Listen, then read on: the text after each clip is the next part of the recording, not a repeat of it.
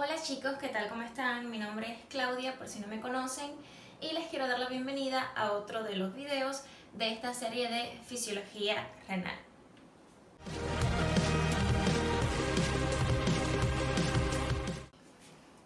Hoy vamos a hablar sobre la autorregulación del filtrado glomerular, de manera bastante rápida y bastante concreta. Sabemos que nuestro organismo es bastante eficiente y suficiente y tiene varios mecanismos para autorregularse en respuesta a los cambios que puede sufrir la fisiología del cuerpo humano.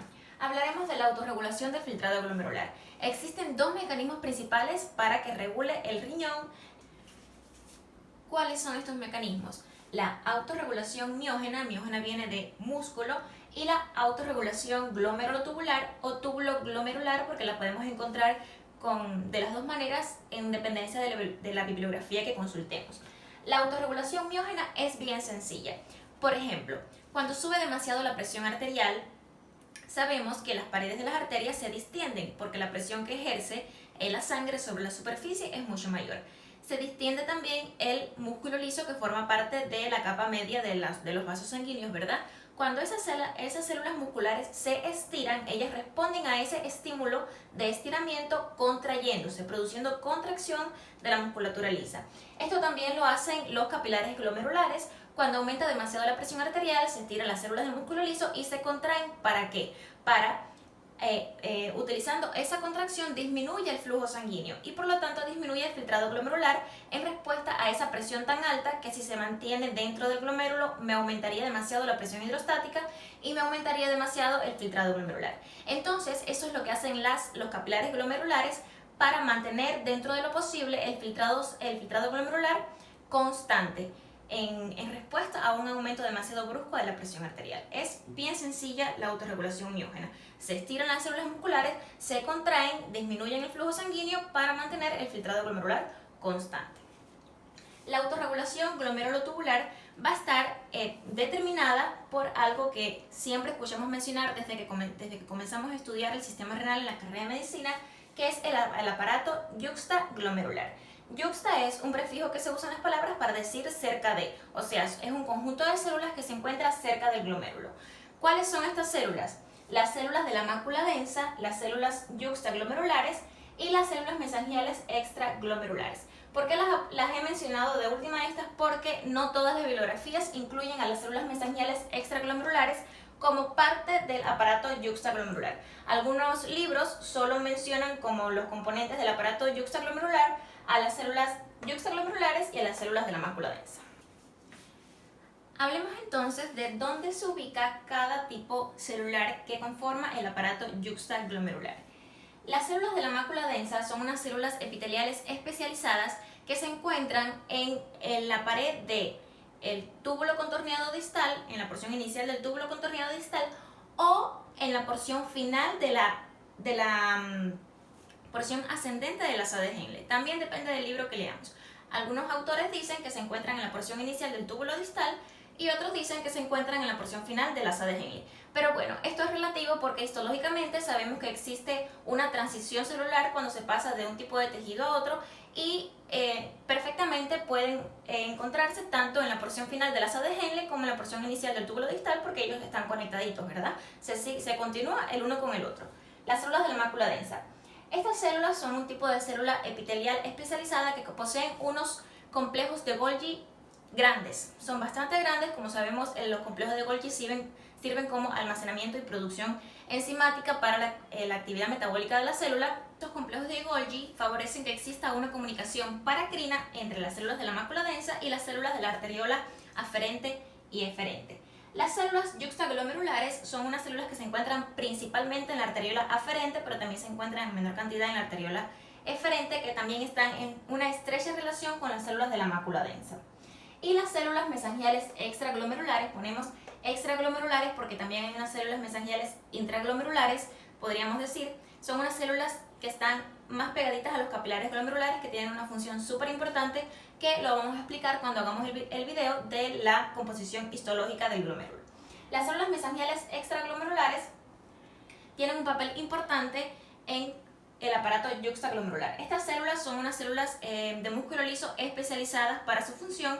La fisiología de cómo funciona esto todavía no está muy esclarecida, pero también se dice que entre todas las células existe una comunicación paracrina mediante autocoides. Los autocoides son sustancias de liberación local de los tejidos que sirven para autorregular la función de cada tejido sin necesidad de que se libere sistémicamente una hormona o una enzima.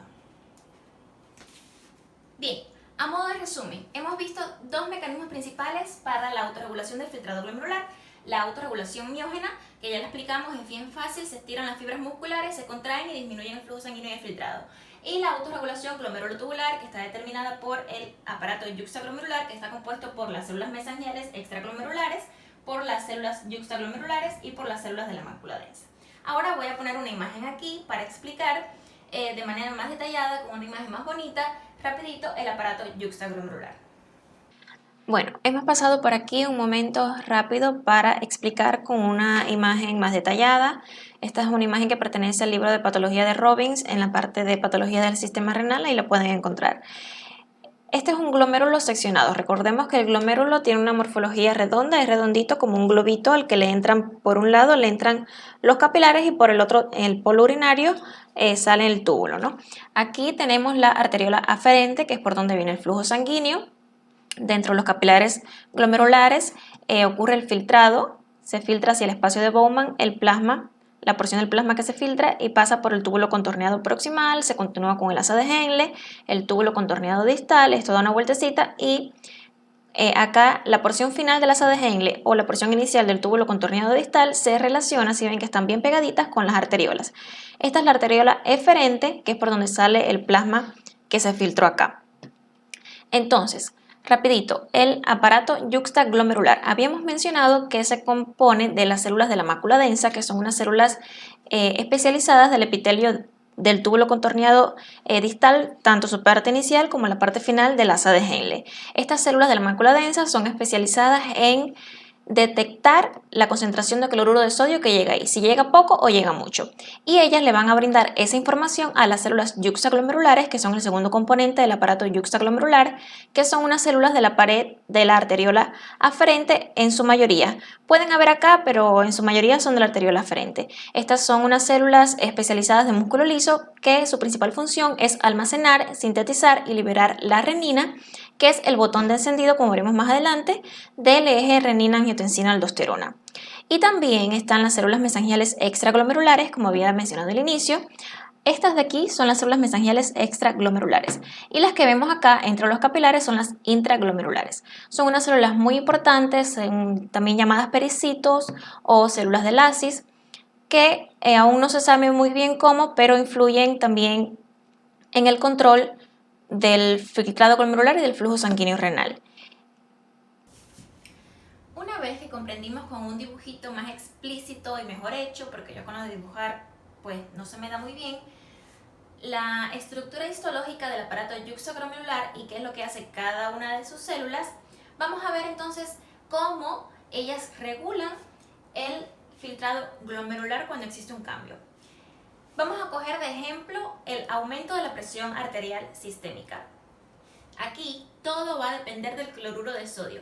Si han visto los videos anteriores de cómo se forma el filtrado, de lo que sucede en cada porción de la nefrona con la reabsorción, con la secreción tubular, van a ver que el cloruro de sodio es aquí el protagonista de toda la película. Todo va a girar en torno al cloruro de sodio. Vamos a suponer que existe una disminución de la presión arterial. ¿Había dicho aumento? Pues no, vamos a cambiar a disminución de la presión arterial. Ya sea por hemorragia, por lo que sea. Disminuye la presión arterial. Si disminuye la presión arterial, disminuye el flujo sanguíneo y disminuye el filtrado glomerular.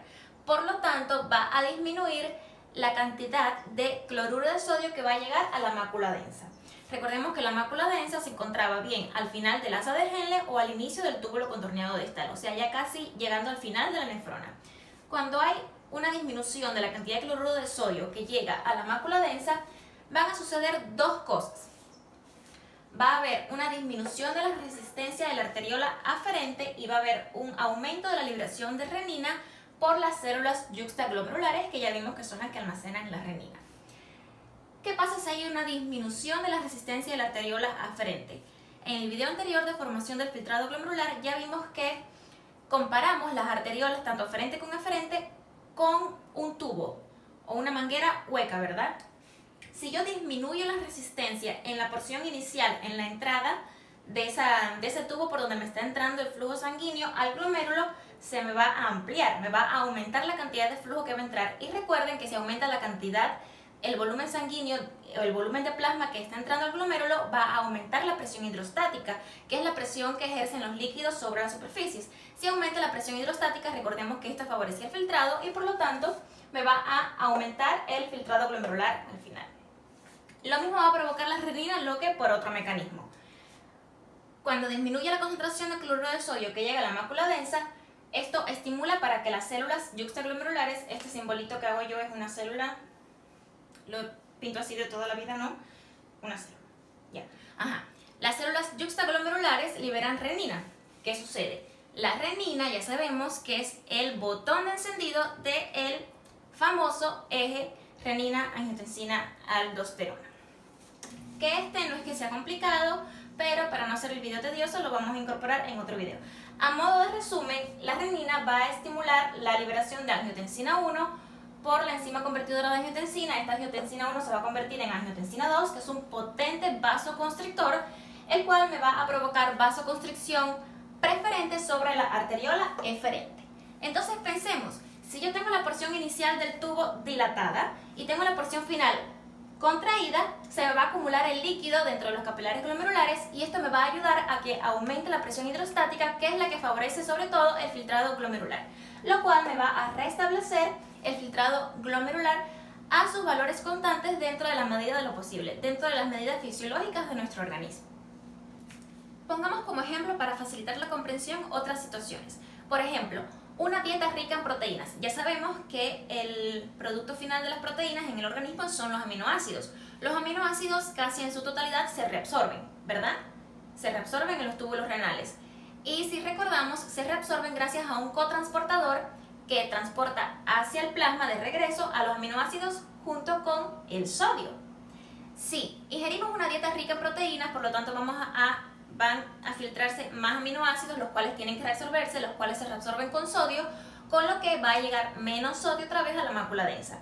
Entonces el organismo interpreta esto como que tiene que aumentar el filtrado, y es que sí, el filtrado ha disminuido un poco por la alta dieta en proteínas, que necesita un metabolismo diferente. No vamos a entrar en esos detalles.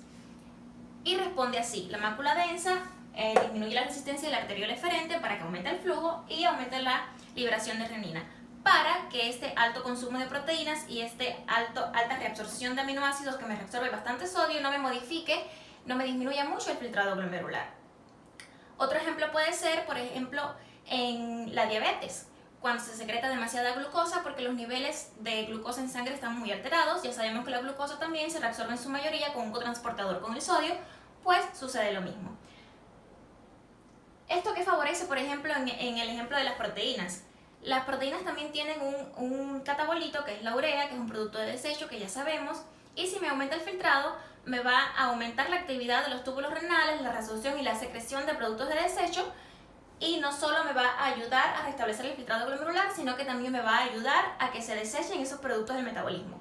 Como vemos, el organismo humano es muy inteligente, tiene mecanismos fascinantes, hay que enamorarse de esto. La fisiología para mí es la materia más integradora de la medicina, porque integra tanto la anatomía como la histología y sobre todo de cómo funcionan las cosas, porque nuestra mente, cuando comprende cómo funcionan las cosas, el porqué de esto, el porqué de aquello, todo tiene una explicación, todo tiene un porqué, todo.